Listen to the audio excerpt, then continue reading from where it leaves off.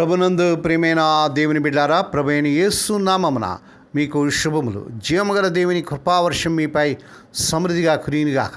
ఈ దినం అనగా జూన్ నెల 29వ తారీఖు 2026 సోమవారం హోలీ ట్రింటీ చర్చ్ మినిస్ట్రీస్ వారు అందించు అనుదేనామన్న. ఈ దిన మన ధ్యానాంశం కృపను అనుగ్రహించే దేవుడు. కృపను అనుగ్రహించే దేవుడు. దేవుని వాక్యం చదువుకుందామండి.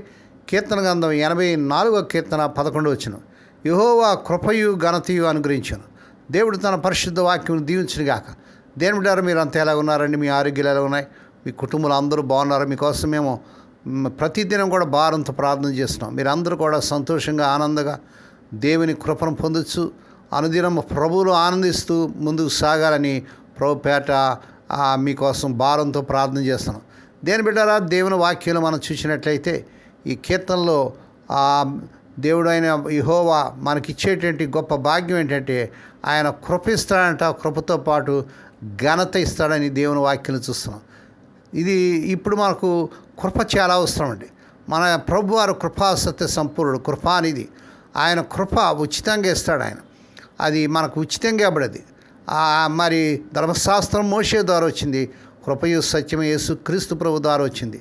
కృపాసత్య సంపూర్ణుడిగా, కృపానిధిగా, ఉత్తమమైన కృప, శాశ్వతమైన కృప మరి ప్రభు మనకి ఇచ్చాడు. ఒక బహుమానం కంటే ఉచితమైంది ఏముందండి? ఈరోజు మనం నిలిచి ఉండే కృప, బలపరిచే కృప, పరిశుద్ధపరిచే కృప, సంతృప్తినిచ్చే కృప పొందుకున్నాం.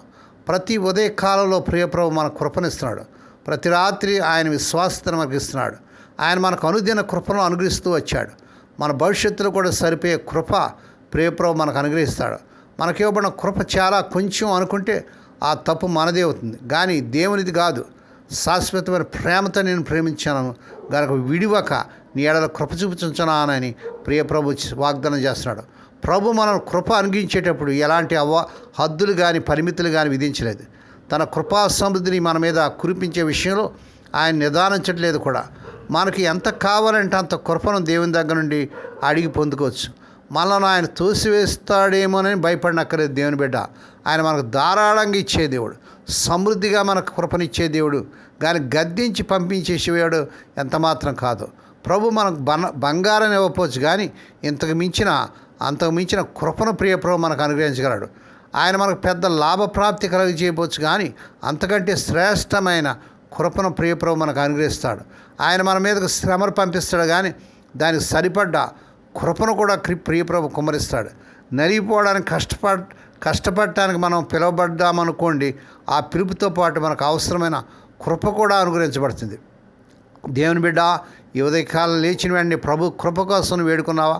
యెహోవా కృపయు ఘనత అనుగ్రహించిన వాక్యాన్ని ఇంగ్లీష్లో చదివేటప్పుడు గ్రేస్ అండ్ గ్లోరీ అని చదువుతాం. అంటే కృప మరియు ఘనత.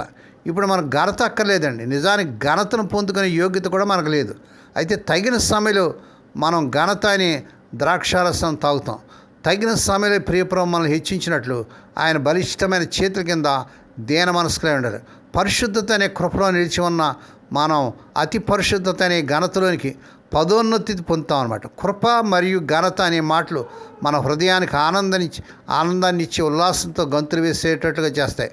కొద్ది కాలం తర్వాత, అవును నిజంగానే కొద్ది కాలం తర్వాత మనం నిరంతరం మహిమలో ప్రవేశిస్తాం. దేవుని బిడ్డ, కృపను ప్రభు దగ్గర అడుగు.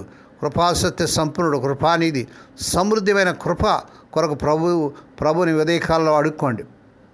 దేవుడి మాటలు దీవించి ఆశించిన కాక ప్రార్థన చేసుకుందాం. పరిశుద్ధుడు అయిన మా తండ్రి, నువ్వు కృపను అనుగ్రహించే దేవుడు. ఆయన కృపతో పాటు ఘనతను కూడా ఇచ్చేటువంటి గొప్ప దేవుడిగా ఉన్నట్లుగా మనం చూస్తున్నాం తండ్రి.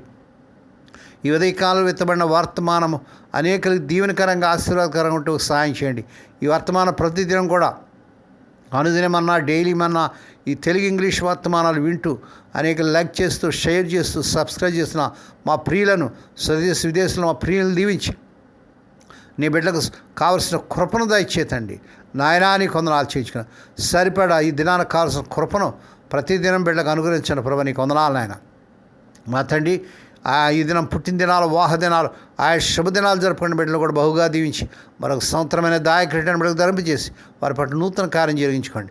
రోగి లేని బిడ్డపైన ప్రత్యేక రూపు చూపించినాను. ఎవరైతే హాస్పిటల్ ఐసీయూలు సీరియస్ కండిషన్లో ఉంటున్నారో, జ్వరాలతో, టైఫాయిడ్స్తో, డెంగ్యూ ఫీవర్స్తో, క్యాన్సర్స్తో, ఫిట్స్తో, ఆయా హెడ్ఏక్స్తో నాయన ఆపరేషన్లు అయ్యి నాయన మరి ఎవరైతే సీరియస్ కండిషన్ ఉన్నారో ఇప్పుడే కలవరి శిలువ రక్త ప్రభావాన్ని శిరస్సు మొదలుకొని పాదం వారు ప్రారంభం చేస్తున్నాను నాన్న. స్వస్థత ఆరోగ్యం విడుదల యేసునామములో ప్రకటిస్తున్నాను తండ్రి. మా తండ్రి ఆ స్వదేశీ విదేశాల ఉద్యోగాలకు తిప్పబడుతున్న యవన బిడ్డలకు యేసునామములో వారికి నాయన అర్హత మించిన ఉద్యోగాలు ఈ వారంలో వచ్చినగాక. వివాహం కానీ యవన బిడ్డలకు అద్భుతంగా ఈ నెలలోనే వారు కోరుకునే చక్కని సంబంధాలు కుదిరి వారి వివాహాలు ఘనంగా జరుగునుగాక. నాయన మా దేశాన్ని, మా దేశ ప్రజలను, ప్రపంచ దేశాన్ని, మా నాయకులను, ప్రపంచ నాయకులను రక్షించుకోండి.